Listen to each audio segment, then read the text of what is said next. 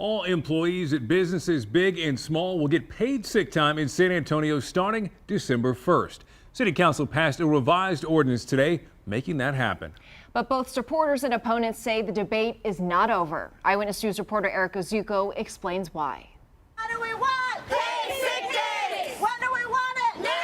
Supporters of mandatory paid sick leave rallied outside City Hall after council approved a revised plan adding more workers to its ordinance and renaming the policy Sick and Safe Leave Benefits. December 1, that's when our families will earn paid sick days. Supporters of the plan argued it's the city's duty to protect citizens' health and safety. Opponents, including the Chamber of Commerce, said it should be up to the courts to decide, a sentiment Councilman Clayton Perry echoed.